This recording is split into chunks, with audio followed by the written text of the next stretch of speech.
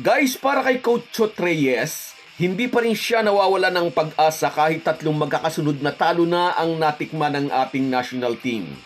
Buhay pa rin ang pag-asa ng Pilipinas na makakuha ng outright passage sa Paris Olympics kung malulusutan ng gilas sa mga kupunan ng South Sudan at ng China dito sa classification stage. Pag-uusapan natin yan mga ka-Republic, kaya huwag kayong bibitaw. Pero bago ang lahat, kung gusto nyong suportahan ang ating channel, please like and subscribe. Sa kabila nga po ng kabi-kabilang bashing at panawagan kay Chot Reyes na mag-resign na bilang coach ng Gilas Pilipinas, patuloy pa ring mataas ang fighting spirit ng beleaguered coach na may pag-asa pang makapasok tayo sa Paris Olympics na gaganapin naman sa sunod na taon. By the way, ayaw nating patulan ng balibalitang naghain na raw ng resignation si Chot Reyes. Maghihintay tayo ng official report para siguradong hindi ko kayo mabibigyan ng fake news. Anyways, ayaw din ni Jordan Clarkson na ubusin ang oras sa pagmumukmuk sa bigong kampanya ng Gilas. Ang Pilipinas ang unang host country na natalo sa lahat ng tatlong laro mula nang mangyari ito sa Colombia noong 1982. Ibig sabihin niyan, 41 years na record ang binasag ng Gilas Pilipinas. Yun nga lang, sa negatibong paraan. Mupuna si Jordan Clarkson at ang Gilas Pilipinas sa classification games kung saan ay haharapin natin ang kupunan ng South Sudan at ng China. Ginawa raw naman nila ang lahat para makakuha ng panalo, pero nabigo nga sila. Ngayon ay kailangan nang lang bumalik sa drawing board para maplano ang mga susunod nilang laban. Umaasa pa rin daw silang makakakuha ng 2 panalo dito sa classification round. Mula sa simula ay talagang motivated daw naman sila. Malakas daw naman ang team at lumaban daw naman sila. Hindi raw sila sumuko. Ngunit sabi rin ng Utah Jazz star, ang basketball daw ay isang game ng mga sablay na tira ng tagumpay at mga kabiguan. Sa kabila ng mga pagkatalong sinapit sa kamay ng Dominican Republic, Angola at Italy, hindi raw nabawasan ang kanilang resolve na makapagbigay naman ng panalo sa bansa. Alam daw nila kung gaano ito kaimportante sa mga Pinoy fans. Ngunit mga ka-Republic, dahil classification stage na lang ito, ay huwag nating isipin na magiging madali na ang laban ng Gilas. Alam ni Jordan Clarkson, mahirap na laro pa rin ang naghihintay sa kanila laban sa South Sudan at China. Physical at athletic team ang South Sudan. May mahusay na coach, sabi niya.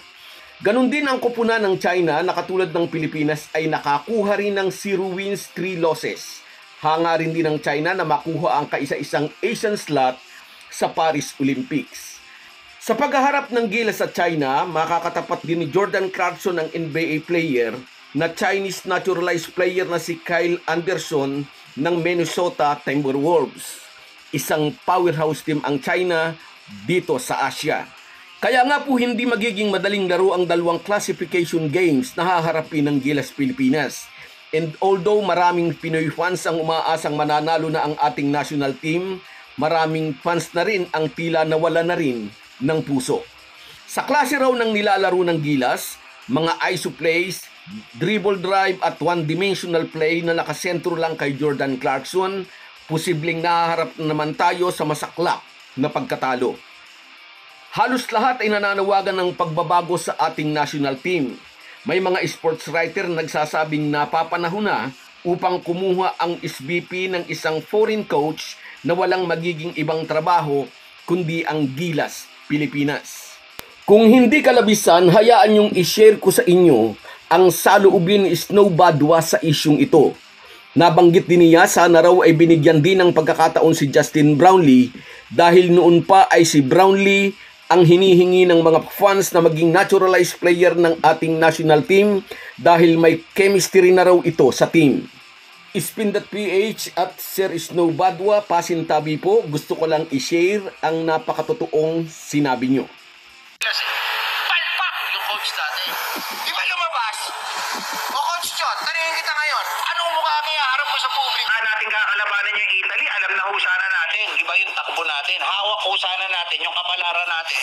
Heading into the next round, and perhaps dun ho sa aim natin na maging top Asian team to finish in the World Cup para meron tayo automatic slot doon po sa Olympics. Kaso walang nangyari.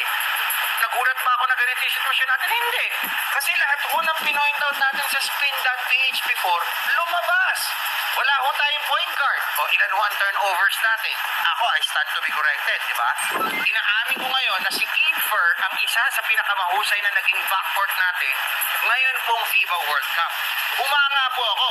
Kaso ang tanong, pagka inuupo mo siya, walang pumapalit sa kanya. Wala tayong stabilizer sa opensa. Diba? Kasi ho, wala tayong pure point guard doon sa team. At sabi ko nga po, kung hindi si Kiefer yung ginawa natin, baka may mas magaling pa akong point guard na nagtimon. Hindi ho si Jordan Clarkson. Wala ho tayong 3-point shooters. Pinoint out ko ho rin yan. Wala ho tayong proper preparation. Wala hong defenders. And then, ang sabi natin before, bago ninyo piliin si Jordan Clarkson, lamang na lamang NBA caliber yung player Kaso, ba't hindi ko natin binigyan ng chance? Ito po si Justin Brownlee to prove himself. Marami ko ang tumawa sa akin nung sinabi kong, ipag-try out niyo yung dalawang naturalized player natin na candidate. Nagtawanan ho kayo. Sa tingin niyo ho ba, kung isinalang ho natin sa mga tune-up games, yung dalawa, magkaibang mga laro, makikita ho ninyo na ganun ho pala magiging problema with Jordan Clarkson. Kung sinalang ho natin sa mga tune-up games, yung mga naturalized candidates natin, nakita na ho natin yung problema, hindi ho sa mismong World Cup. Ang dali-dali ho hulaan ang laro natin Pantayin niyo si Clarkson. Kahit ho ako mag-coach ho sa Dominican Republic sa Angola, kaya kong talunin yung Gilas Kasi babantayan ko lang ho si Clarkson, tapos na laban. Nagkulang ho tayo, mga kaibigan, sa pakikinig ho ninyo sa tao at sa publiko. Yung mga basketball fans, hindi nyo ho dapat binabaliwala yung mga pananaw niyan. Pag sinabi nila na palpak yung coach natin, palpak yung coach natin. Di ba lumabas? O Coach Chot, tanungin kita ngayon, anong mukha kaya harap mo sa publiko? Sana po'y huwag maging bingi ang pamunuan ng SBP sa mga ganitong panawagan. Guys, yan lang muna. Hanggang sa muli. Bago tayo magpaalam ay mag-shoutout muna tayo. Shoutout kina Edwin Gardon, Jonis de Asis, Rosemary Juan, Arnel Cayubit, Ibet Javier, at si Cedric Waniwan. Lahat po tayo ay may kanya-kanyang pinagkakabisihan, pero bigyan din po natin ng panahon ang espiritual na pangangailangan ng ating puso. Mag-ukol din po tayo ng panahon sa salita ng Diyos. Isang paalala po mula sa inyong Halo-Halo Sports Republic. Salamat po.